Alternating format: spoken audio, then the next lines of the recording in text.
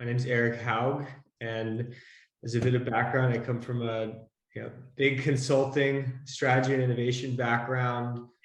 Was at Deloitte for a number of years, and then Factory, where Stu and I crossed paths. I've done some startups and entrepreneurship myself before starting Light Co-Creative. So that's the current focus, is bringing light to great entrepreneurs and leaders around the world. And what we do at Light Co-Creative is really focus on change leadership and leadership development, mainly focused on sustainability, mindfulness, and inclusion, as well as innovation. So we do a number of research, design thinking, and strategy and innovation exercises with both larger companies and early stage entrepreneurs to improve their products and the services that they're developing. We have a lot of incredible talent on our roster that we bring together for different projects. And yeah, really just focused on moving forward positive change. Water is just such an incredible challenge and problem area that our team is very passionate about. So really looking forward to gaining perspective on your point of view and ideas, and then any design thinking, product strategy, product innovation perspective that I can help bring. Really looking forward to that.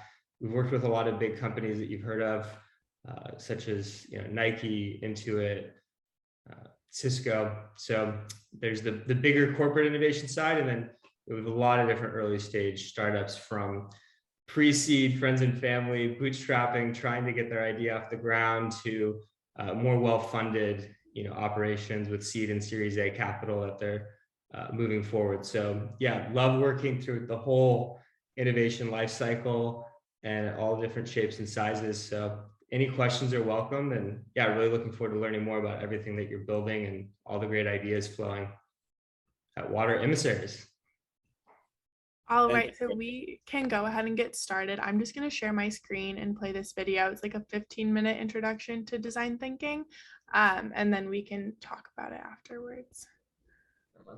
So design thinking was created as a way of taking the process and approaches of designers and using them to solve problems that designers don't typically encounter. So it's the mindset of a designer applied to these problems.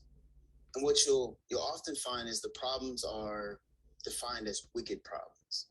And so what a wicked problem is a problem that is difficult or impossible to solve because of incomplete, contradictory, and changing requirements that are often difficult to recognize. So that's a really big difference that you have to focus on, is what types of problems that design thinking focuses on. And I'll explain what a wicked problem is. I feel like that's not a good breakdown, but it's a good definition. So the difference between these problems is, let's take a complex problem, for instance. So this would be like playing chess. And what you have to do in chess is take the other person's king and defend your own. And it's a pretty straightforward game with pretty straightforward rules. But a wicked problem, let's say, is how to properly educate a child.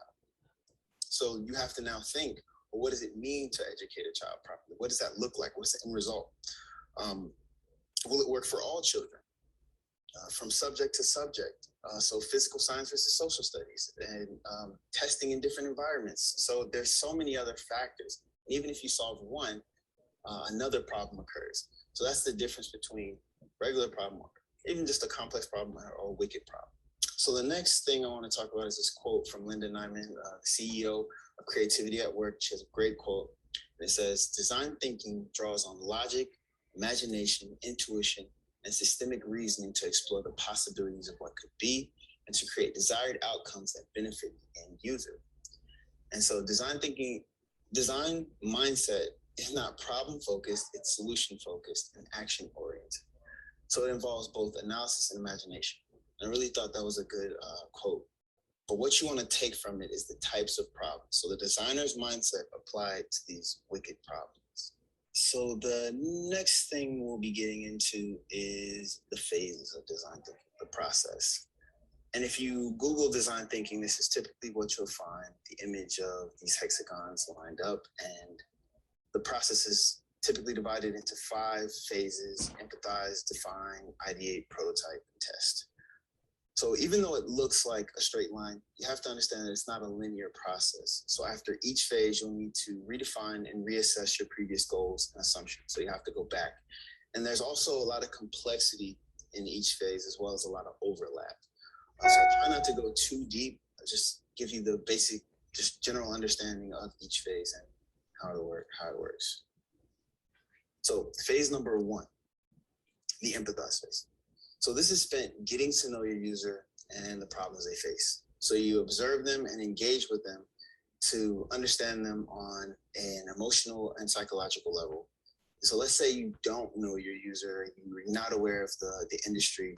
What you would do is called preliminary or preparatory research. And this is pretty much just taking the time to get to know the industry, get to know competitors, similar products, comparable experiences, or other services that are in that industry.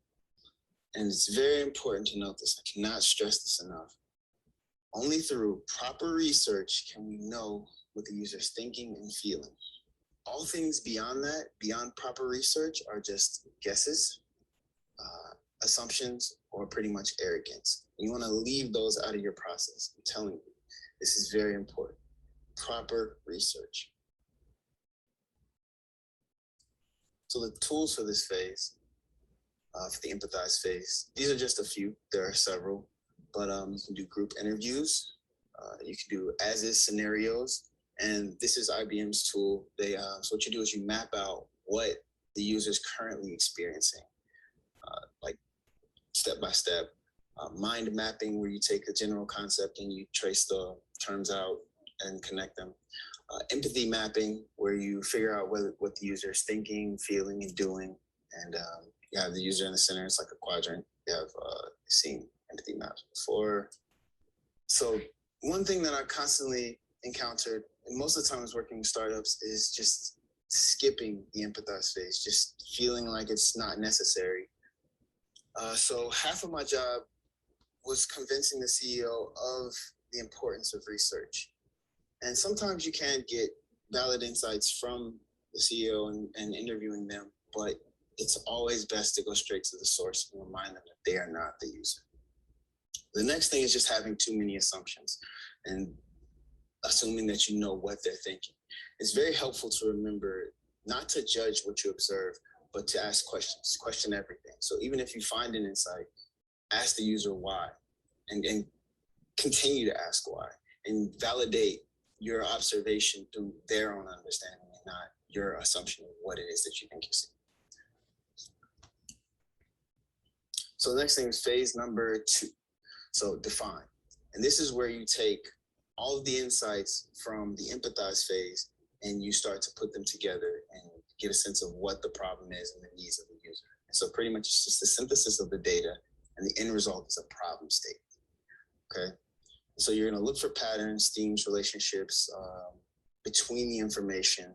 And if you're familiar with the UX process, it's comparable to analysis, the analysis phase.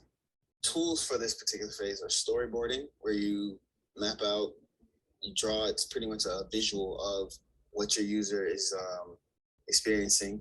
You can do personas, where you take your insights from the entire group of users and you kind of boil them down to persona. You have prioritization matrices, where it's you have a quadrant of 4 and you start to group the problems and you pretty much based off of like precedence, which one is more important than the next. And then big idea vignettes, where you have one idea and you kind of work backwards. So what would the solution look like? So if you already had the solution, what would the user's end result be and how would they feel? And that's where it's like working backwards. That's a really good tool. So the obstacles of this phase. So having too broad or too narrow of a focus. And so if it's too narrow, you miss out on opportunities. And if it's too broad, your problem becomes too convoluted. And so the next obstacle is just not framing your problem statement in a user-centric way. So phase number 3. And so at this point, it's time to get creative. So this is where you begin to generate the ideas for that innovative solution. And remember that no idea is a bad idea. So this particular phase is split in two, but most of the time you'll see that it's not, they have it lumped together. But I believe there's a difference between creating an idea and deciding on an idea. In a group setting, it's a bit difficult because, you know, when you're by yourself, you can pick whatever it is that you like, but the skill for deciding on an idea in a group setting is definitely something I think is important to separate and distinguish. The questions you want to ask is, what will wow them? What outside of what's realistic will wow them? And also take into consideration the data that you have. So the question you can ask is, with all the data I've gathered, what solution could solve one or more of the user's problems? And then you can kind of pinpoint ways to combine problems later. You want to focus on one at a time, definitely. And the next in ideate, tools for ideation, the ideation process are time boxing, where you split up your group and everyone goes separate ways and it takes like a minute and they come back. And then you have brainstorming, sketching.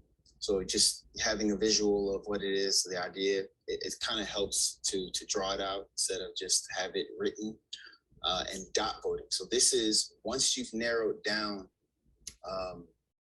once you've narrowed down your solution, you can vote. So if you're in a group and everyone is given 3 dots, you have 10 ideas.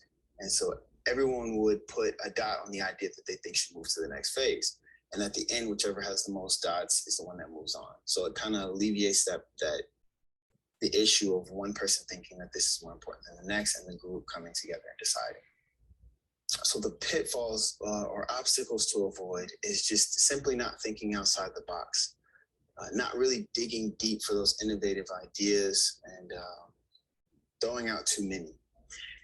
And so the next thing is not deferring judgment. And like I said, with brainstorming and having that environment where you facilitate the comfort, the safe space to generate ideas, and encouraging the wild ones and not thinking hyper realistically. All right, so phase number 4, prototype. So this is where you turn your idea into a tangible product, a rough model or a sketch. And prototypes are pretty much a scaled down version of your product, and the way that your user will respond to it will depend on whether it's going to be rejected, reconstructed, or accepted. And let me say that prototypes should not take much time to make. The goal of a prototype is not to have a working model, but to give form to an idea.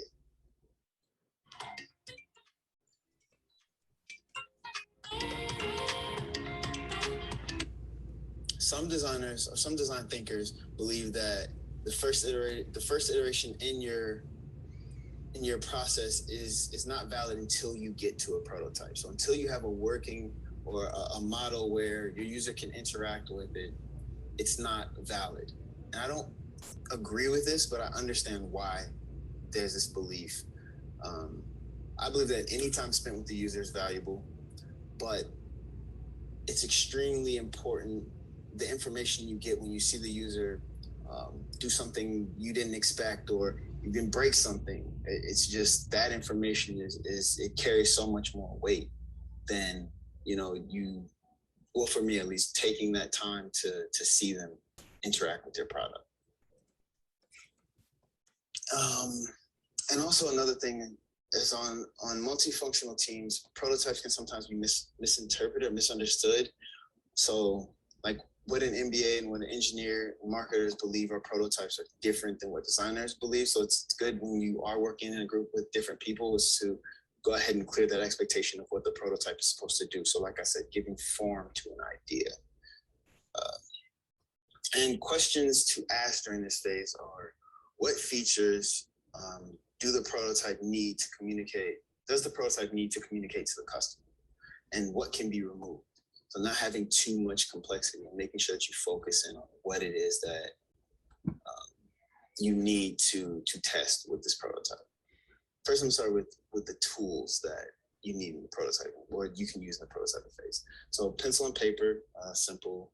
If you're going for like a digital platform, Figma's good. Go Mockingbird is good. It's another platform for wires.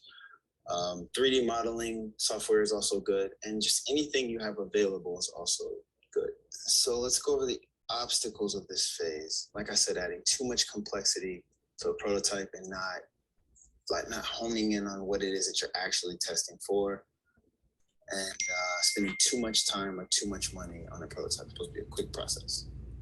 All right, and now we're down to the last phase, phase number 5. This is test. So it's pretty much just exactly as it sounds. You test your solution, you invite your user to respond and interact with your prototype, and this will inform you to whether you need to kill your idea or move forward. And you don't want to, if you need to kill your idea, you don't want to have to invest additional resources. And we'll talk more about that in the pitfalls. But the questions you want to be asking during this phase is the solution useful? Is it usable? Is it desirable, efficient, and effective? And how does the user feel about your idea? And what feedback do you have? And listening to that feedback. I'm stressed out. All right, so tools for testing. You can do usertesting.com, Hotjar, or just maintaining that access to the person that you're designing for at all times. So the obstacles that I have is listening to the action of what the user is saying to you during this testing phase. Another big thing is also I found with startups that the lack of funding sometimes can be an issue, because if you don't have the time to go back and iterate on what it is that you need to, you'll want to push your product forward regardless of whether or not the tests reveal that maybe there's not a market for it, or maybe the idea that you chose to go forward with is just not right for your user. It's just not being able to go back and start from scratch or start from a earlier phase. So that's one of the pitfalls I found. Thank you so much for watching. If you have any questions about design thinking, let us know in the comments. If you want to learn more than UI, subscribe to our YouTube channel. If you want to find out if you... Okay, so that was a bit of an intro into design thinking. Can I ask, is anybody familiar, any of our emissaries, have you experienced that in classes before? My first experience with it was in a business class actually about entrepreneurship, but it's also something that's really great to understand for application to social issues. So I'd love to know if anyone has any questions right away, or if you're familiar with it or not.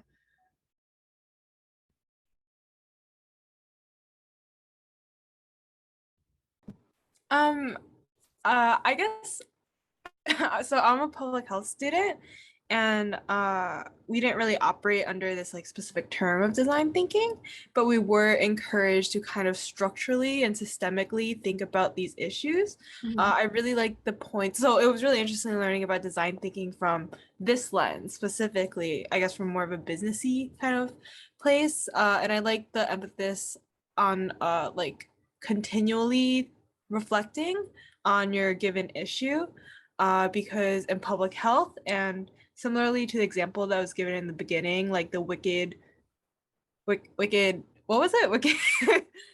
Wicked problems. Yeah. Oh my God. Yeah. I'm so sorry. Wicked problem of raising a child. I'm not saying raising a child in public health are similar, but they're both very dynamic and constantly changing issues. Mm-hmm. So it is always really helpful to have a more structured way to break down these issues and move forward with an actual solution.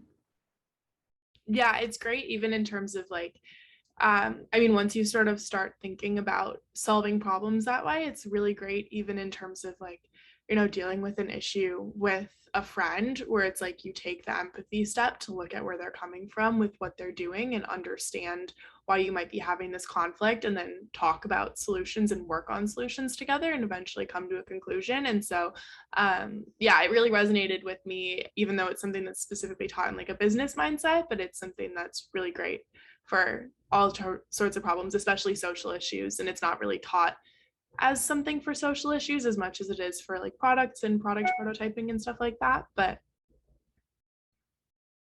well, based on what people have said in the chat, sounds like it's fairly new to Mm-hmm. most of you. So I think it's a perfect time for Erik to come and share some of his thoughts and insights. And we want to make this interactive, as always, for you to ask Erik questions or comment on what he has to say, or ask him specific questions as well. So Erik, let's let you share some of your wisdom.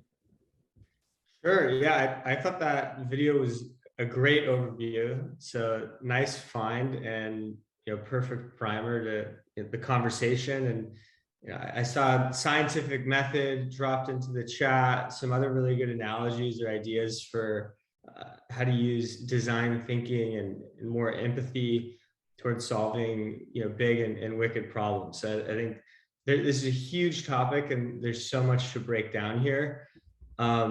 So I think there's probably an opportunity to focus on different issues that we might want to think about in the context of design thinking.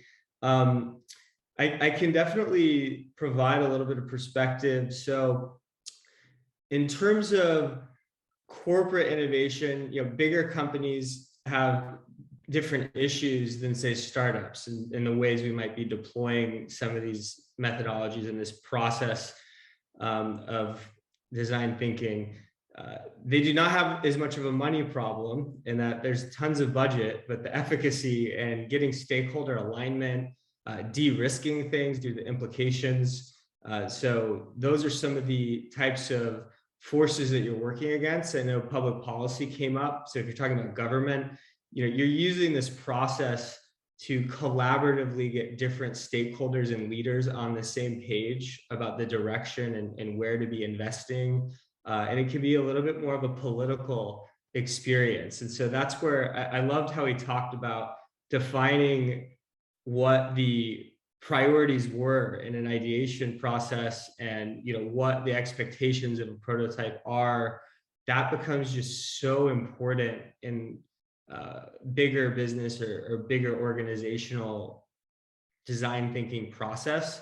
I like to say it's not really herding cats, it's like herding lions also, because you have so many egos and different points of view.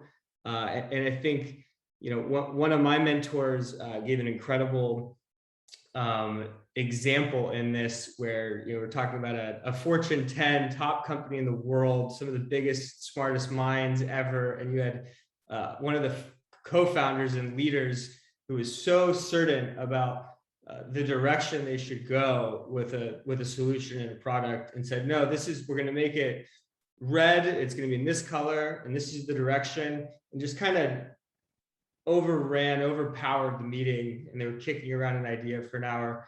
And so they went ahead and they built the prototype and shipped it at a decent scale. It was by far the worst direction and color. It was completely wrong, just do that assumption. And so you'll find you have to get into a no ego, no assumption, prototyping and testing, I think, phase sooner than later. And so much data and information can come out of that. Another principle is action precedes insight. So one comment that I would get into with this, especially coming back to maybe the startup or the entrepreneurial stage that many of you are in, it sounds like, is just really getting your hands dirty and starting to test. I think one thing that we often do is analysis paralysis in business and thinking a little too much.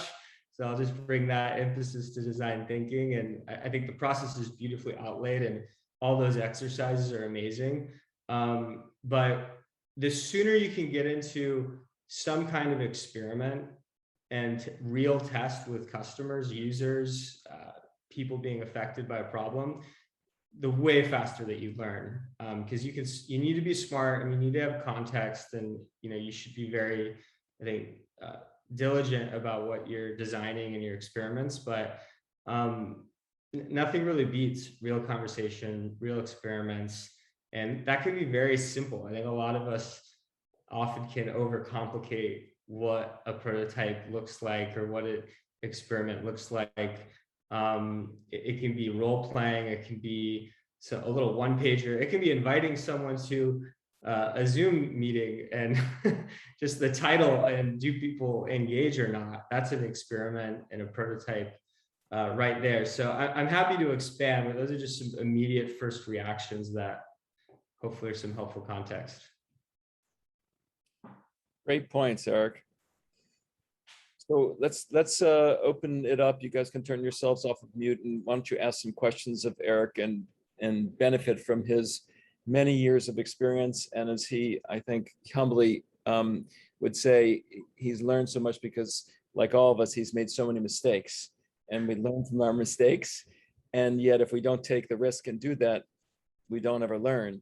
And you know, whether it's Eric or it's Elon Musk, they've all made mistakes, and that is part of success. You cannot have success without that. And so design thinking is a fundamental, you know, way of doing this and figuring out what is your process, which is not just a linear process. You know, as the video said all the time, it kept talking about go to your customer, go back and understand it from their perspective, instead of, as like Eric said, red's the answer, so just do red, instead of finding out and really knowing, oh my God, no, it's purple. So please, come on, let's engage with Eric and ask some questions so he can share his insights with you. I kind of have a question about, so I plan to work in agricultural technology and be kind of the bridge between farmers and like technologists. And I'm just wondering like what your opinion is on kind of like, because you know, farmers can kind of look down on scientists as like, you know, the people trying to change, you know, what they've been doing for generations in a sense. And I guess trying to talk with people respectfully that might not have the same education that you do, in a sense where you're both trying to get to the same goal, without demeaning what they actually want in the end. That's a great question. And, you know, back to the empathy emphasis, getting very clear on the stakeholders in your particular problem space. And if we're talking about farmers in particular, you know, you've identified the sensitivity around technology and maybe feeling a little bit intimidated, or like there's a demeaning nature or experience when they do work with technology or different service providers. So that's great that you understand, you have that awareness, and really digging into, no pun intended, what are their motivations, their goals, short-term and long-term, understanding those concerns and those friction points and challenges, and being able to speak, you know, very clearly to them, and get their buy-in on what is the kind of short, medium, and long-term vision of this, is super important, and, you know, can ultimately, you know, be the edge in driving adoption. Like that is the innovation often, is how do you unlock getting adoption of a new technology, and that's something to focus on right there in the journey, like he described. You know, what is that unlock? Is it making it so easy that it's a 10x? Is it making them, you know, just way more money than they could imagine? Is it the way that you do the kind of customer success and onboarding? And that's where role playing can be amazing, and I think is overlooked a lot in a lot of product innovation. So if you have someone who's trusted, or maybe is a subject expert and has a background as a farmer, and you can find yourself doing more of a role playing scenario, it is amazing as you write a script and you voice it out. Wow, that sounded horrible. Now that I've said it, that doesn't make any sense. And then you can kind of rewrite your script to something that maybe would resonate more. And you know, words are just so important and powerful. The littlest pieces of copy in your outreach, or what that first 2 minutes of a conversation with a farmer looks like, can completely change the viability and direction of your business, or your solution. So yeah, is that helpful, Ben? Happy to elaborate. Yeah, that was awesome. Thank you. Yeah, and Ben, I'll just give you some feedback because I'm deeply involved in the ag space, is that there's a lot of old thinking from farmers that is quite stuck. And yet they've only been stuck because they're not willing to take the risk, as sort of Erik alluded to earlier, to think out of the box, do something different.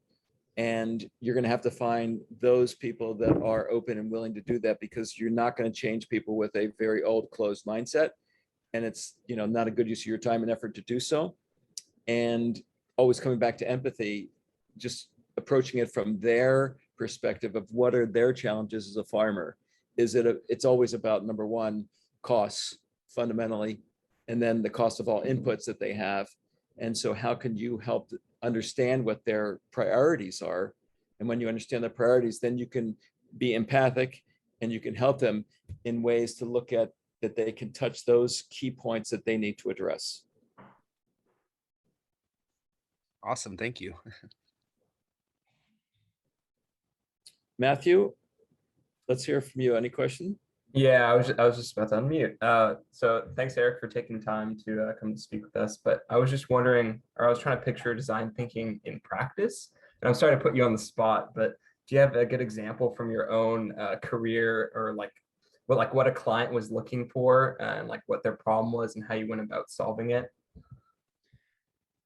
Yeah, absolutely. Let me try to find one, since we're recording, that is fully anonymized, and that is shareable in this environment. One thing that is amazing about the work that I get to do is pretty much all of it is non-disclosure and high confidence. But yes, I can definitely walk through an example. Let me do one of my own. Actually, my last startup, which had its definitely a spectrum of successes and learnings and failures across the board. Ronde, short for rendezvous, we set out on a mission to cure loneliness, and really looking at the challenge of how we build friendships in this digital social media era. And the process that we went through, which was wonderful. I got to learn a lot about social connection and relationship building. Was just really quite the wicked problem. Really working closely on where people's touch points are socially, both the full spectrum of being someone who is maybe highly connected, where your problem is actually more about you have too many, you're spread too thin, and so you're looking for more depth and meaning in your relationship to community. Then people who are maybe a newcomer in a different city or a school, or don't have a lot of friends and are feeling lonely, and how to get them more connected. And so there's different types of user problems we're looking at, and ultimately we found a huge insight around the community catalyst, so more the social organizer who was helping create experiences and that real center to the network, if you will. And so we decided that as a social technology tool and app, we weren't necessarily going to solve for the individuals in their immediate journeys. We were going to really focus on the community catalyst. And so say Stu, for example, and Madeline are incredible community organizers, community builders, creating a great context. How can we work with them on growing water embassies and the experiences that they were creating? And if we could help them unlock their ability to grow and engage their communities, that would then be the ultimate unlock and a more realistic challenge for us. So that became our thesis and what we started working on in the ideation phase, if you will. And then if you move forward, as we start to identify our users, the user journey, who we're really serving, which is the community organizer, not necessarily the individual who's experiencing loneliness, then it gets into serving them and solving for their challenges and putting together a prototype. The prototype that we built was too big, the first version of it, which led to, I think, different friction points. And so that was a big learning. And where we started to get a breakthrough all the group chat apps, we built group chat. You can think about this as like a cooler version of Meetup smashed with WhatsApp is what we built. Group chat was just overly saturated, and downloading another app to go into a group chat experience when you had WhatsApp and Facebook Messenger and iMessage and all these other competing tools that were taking our mental bandwidth, especially for organizers who had just all sorts of issues to deal with, including the RSVP problem, yes, no, maybe, and how to herd the cats quite literally. A lot of the things we built were rejected / they weren't what was going to get us traction. We did have a feature though, which was a ability to one-to-many text your community, and it would interact with an automated bot, and it made the RSVP experience over text really smooth, in a way that you could craft your community invite list and distribute it. It was really working. And so that was where we had a nice breakthrough and started to hone in on that specific feature and that specific user experience. A lot of learnings to elaborate on in that process, but ultimately the 3 cents on that is understand who your end user and your core customer really is. So it kind of started with this bigger macro problem of loneliness and how to get people more socially connected. But in that journey, we found that there was these super organizers who were highly motivated and had a ton of problems to be solved and how they were herding cats. And then, we could have definitely, I think, shipped different iterations in our product development that would streamline things quite a bit, before finding that magic feature that was really working well with a mass test tool. But that's a whole nother story on a different subject of how to drive decision making and of efficacy and a founder relationship early on. But that's where I'll pause. And Matt, if you have any additional elaboration or inquiry, I'm happy to elaborate. No, that was awesome. You really walked through all the steps there. It was cool to see how it kind of plays out in reality. So I appreciate it. Thank you so much. Of course. I also Half love of it is knowing when to stop and knowing how to, like in the video, when to not let scarcity or different ego get in the way, and just be ready to kill things and move forward. Flow like water, if you will, and don't swim upstream for too long. Brilliant, Erik. And I love how you were transparent and vulnerable to share your own story, because that's the most powerful story.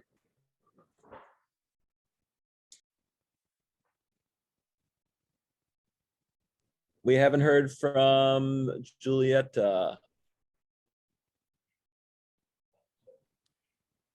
Oh, hi. A few things have come to mind. I guess I'm working my thesis on the migratory fish of the Hudson River, and I'm curious as to how to build like stakeholder interest for non-human animals. And so in a way, like my audience is non-human often. So I'm curious about thinking through that. I guess that's where I'm a little bit stuck. To clarify, you're working in the Hudson. What are the animals? I didn't catch that. I'm looking at like all of the aquatic life in the Hudson, but I have a particular interest in migratory fish. Amazing. Wow. So the question is how to build stakeholder interest for the wildlife, or how to influence wildlife? No, like how to build stakeholder interest for the wildlife, because in a way you kind of need to have human representatives or human stakeholders. Let's say in the case of like trying to take down dams, there's like many dams that are in the Hudson that are remnants of the Industrial Revolution that are not generating power really, and just chop up the waterways and make it hard for fish to do the thing that they need to do, migrate and spawn. And they also turn the rivers into like single channel waterways, which is not great for their habitat and how they live. But who cares? I'm having a hard time thinking through like how to make people care, because in one way, or this is always a problem in animal studies, like the animals have no voice. So in a way, the responsibility is to voice their concerns. But how do you do that without it just feeling like an additional responsibility that people put onto themselves, and instead make it feel like, oh, this is something I'm actively invested in? Yeah, well, that's a great question, and thank you for the effort and work on that. I mean, just such an incredible ecosystem. I'd say to start, the approach I would begin to take is looking at all the stakeholders and all the interdependencies around the ecosystem, and starting to map that out as much as possible. So you have obviously corporations, local government, civilians, the different, I don't know if there's actually any fishing happening up there, what the ecology looks like exactly. I think there's a ton of, well, I know there's a lot of case studies you could look at. I mean, even I'm out here in California, and we have a lot of different dams, reservoirs. I'm sure there's some different case studies that you could use to kind of build your case and get more data around these decisions and the respective impacts of certain decisions and ways that we manage the ecosystem.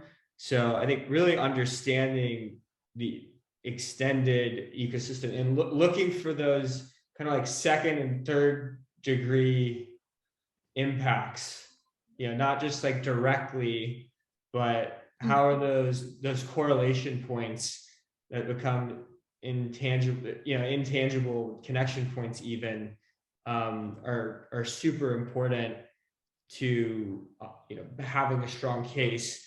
And then I mean, it ultimately so much comes down to incentives. Once you understand that, I don't know at all the different incentive structures or how the policy is being managed at all, so I couldn't give any good advice at this point of the conversation. But I think looking at any other case studies that you could find, either maybe decisions that are similar that have gone well, or decisions that have gone very bad, and being able to draw the comparison could be a good place to start. And then understanding the motivations and incentives.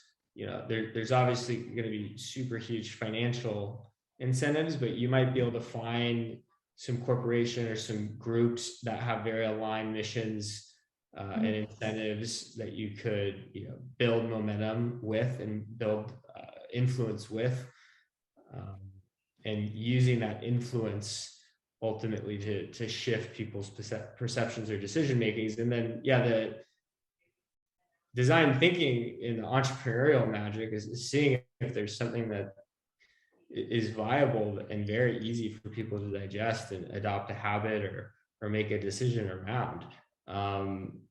And that could be some kind of regular habit, or as a more complex decision. But I hope that's helpful. I think at this point it sounds like there's an opportunity just to really look at all the different stakeholders and maybe write under them, like, they care about having clean water, or they care about ease of dumping their waste, or they care about having clean water and clean fish to eat, or really just understanding everyone's influence and everyone's incentives.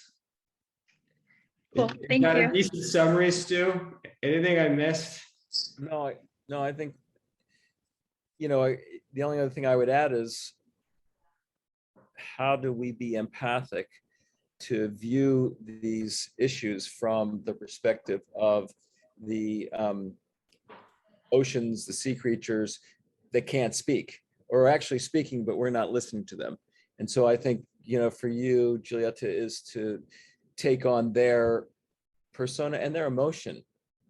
And that's what will touch people really deeply, is bring forth those feelings and those visions and maybe the story that they would tell. Thank you.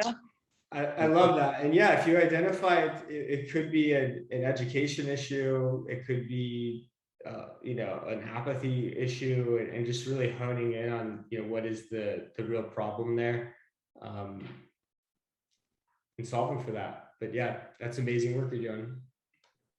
So Erik, there's a question that Caroline shared with us in the chat. If you want to take a look at that and offer up, that would be wonderful.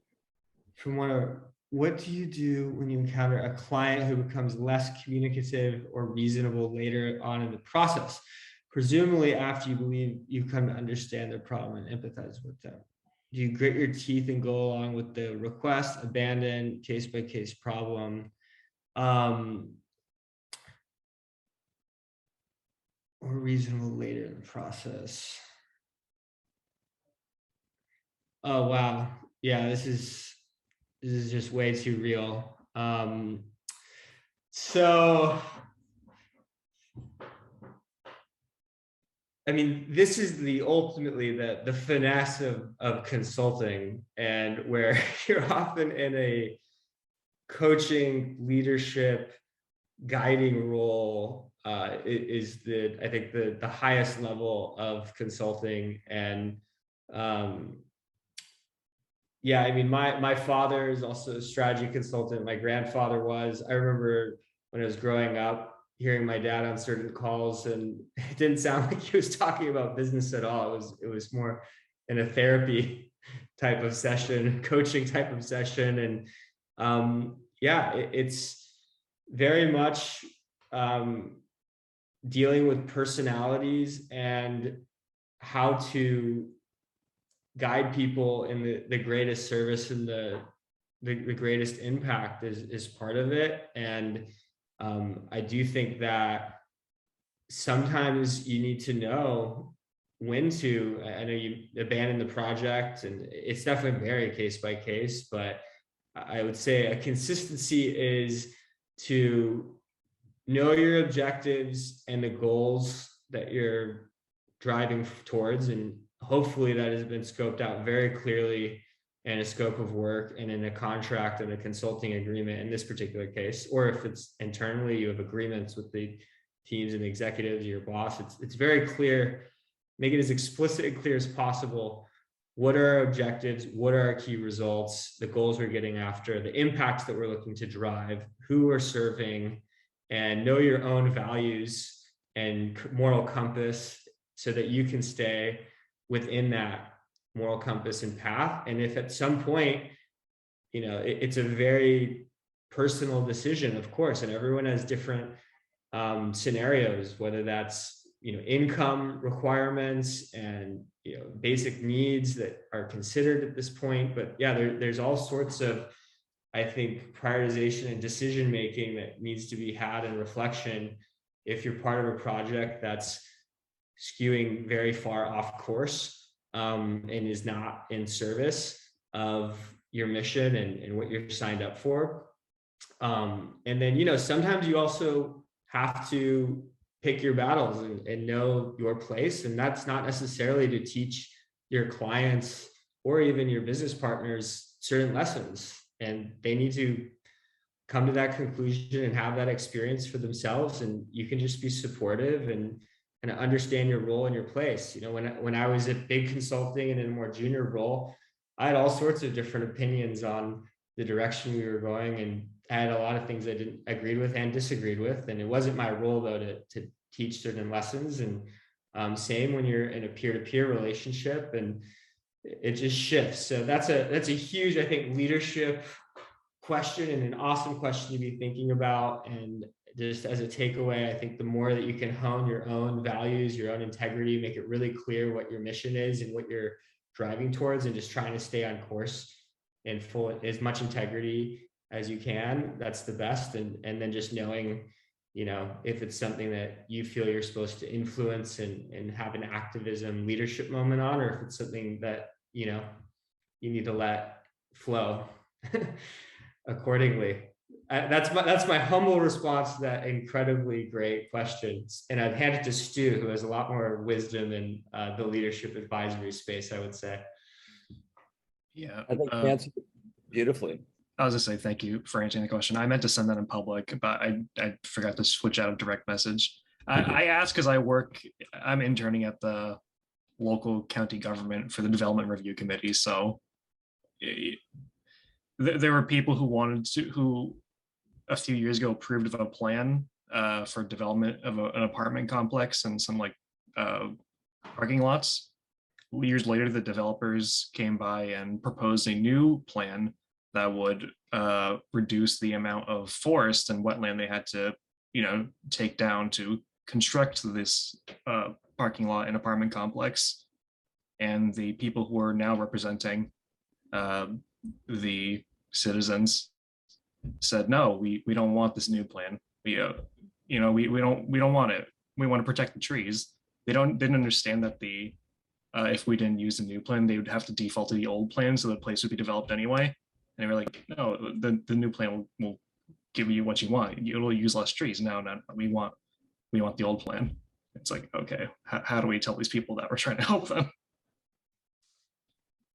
Yeah, no, I mean, that's super challenging. And I think at that point, I'd encourage, as much study in leadership and persuasion and how to really get the message and get the motivations and incentives very clear so that you can, get everyone on the same page. And then, at some point it's understanding your battles and keeping the bigger picture and in the greater cause. And at some point, kind of knowing when to pivot and focus on something else if it's a slightly lost cause. But I think, yes, staying motivated and just trying your best. I will say persistence is remarkable. I mean, there have been so many moments where I didn't think there was a chance, but I felt there was a chance and kept pushing, and some miraculous,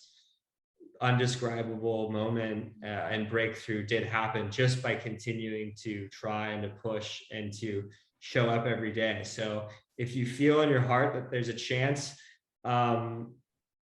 keep getting creative, keep studying leadership, movement building, and, at the point where you truly need to just, dust off and reset, just know when to do that. But yeah, I think it's an awesome cause and effort. And, I hope that some good persuasion and or understanding comes your way.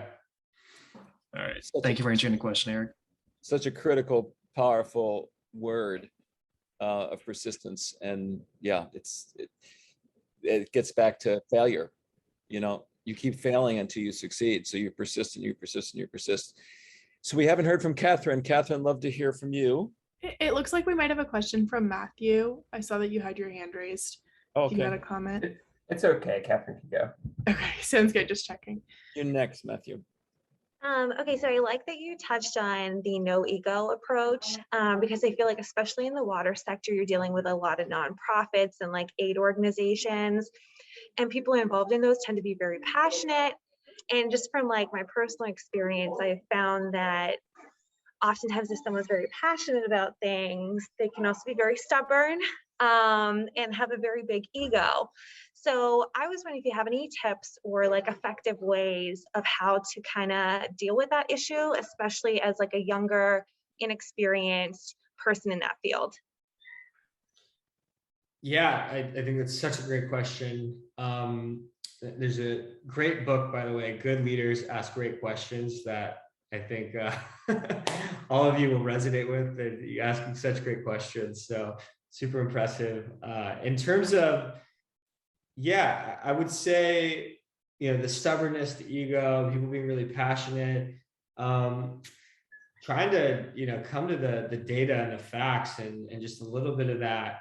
That's where I love design thinking, especially the prototyping and testing part, because it's at some point, it becomes undeniable. Even the senior leader, founder, executive who has a strong point of view and told the whole boardroom to go in a certain direction, no, it's red, it's not blue, when it truly was purple.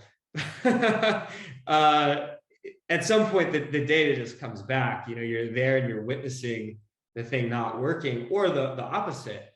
You witness this like miracle, this thing that just works so well. And so sometimes, and then at that point, your strategic partner or whoever, the client or your boss, maybe adopts it as their own idea, and you kind of can just have a grin in knowing that you planted that seed and they came to the realization, you advanced your cause, because you ultimately were going for that, and you could become, some finesse in how you serve that up. So I think ultimately showing or somehow facilitating your idea or the thing happening and having some kind of result or some data that goes, oh wow, look, this is starting to work already. There's all these people showing up to this event, I think is really helpful, and just having that data, getting away from assumptions or debate that are, maybe not validated, and getting more into, here's a validated proof of concept, or here's something else that is an example of this idea, and that they can't really deny. And if they are denying, then that's, again, part of their own process, and you have to get into persuasion and all that at that point. But I think a lot can be won by showing a good example, showing some real data, and then sometimes just discreetly making it happen anyways. And they might take it on as their idea at that point, but that's part of the magic trick. Is that helpful, Catherine?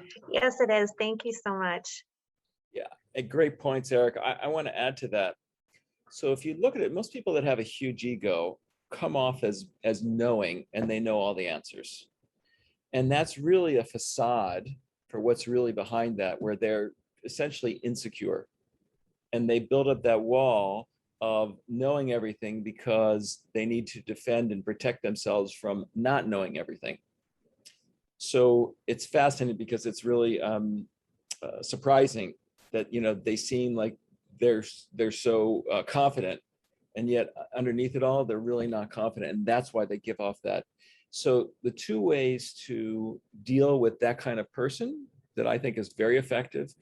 One, it's not usually trying to combat and match their ego.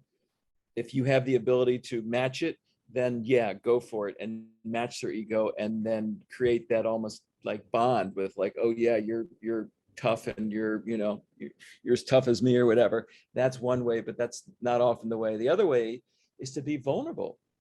And because they're so strong, they want to puff themselves up and prove how strong they are. And if you are vulnerable and you request or need their help or their advice, you make them feel important then. And so to be vulnerable and to be not knowing and say, God, you're so smart. You know this stuff. Can you just share with me? How do I do this? So that's another way that disarms them from that ego and them having to be right.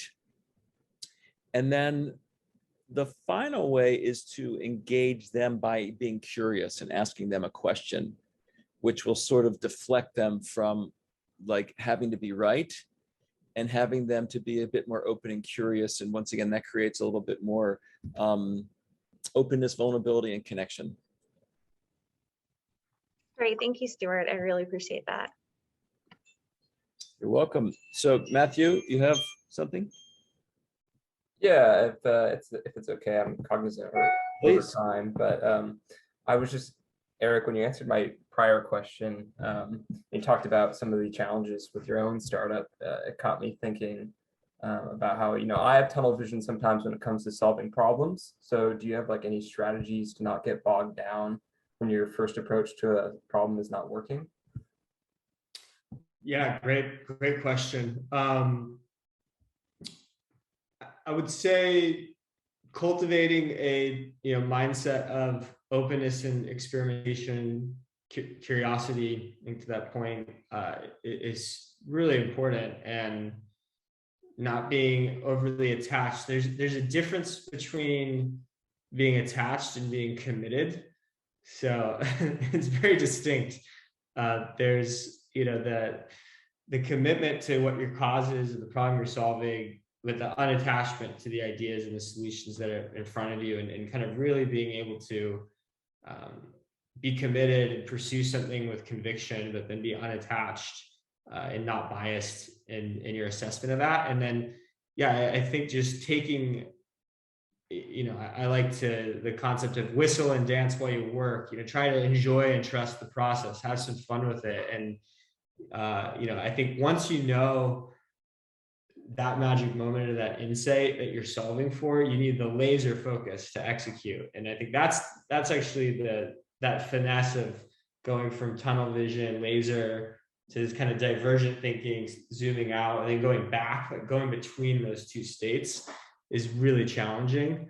But just practicing and enjoying the practice, and I think cultivating that muscle of experimentation, and maybe that's a creative outlet or some kind of way of staying curious and trying to enjoy the process, I think might help. And then, yeah, ultimately, again, knowing when you're being biased and you're being a little too attached, and it might be time to kind of move on to the next experiment. Thank you. That was really helpful. It looks like oh, Stuart, you're muted. I was just saying, yeah, anyone else have any comments before we end?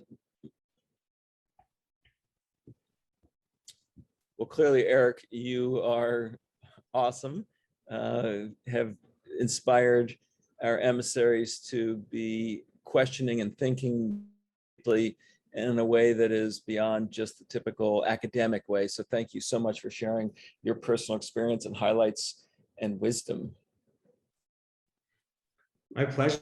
What an awesome, brilliant group. So really excited to see all the initiatives you all move forward, and definitely welcome. I think my email is in the calendar invite and on the website as a mentor. So please don't hesitate to reach out, or give updates or ideas.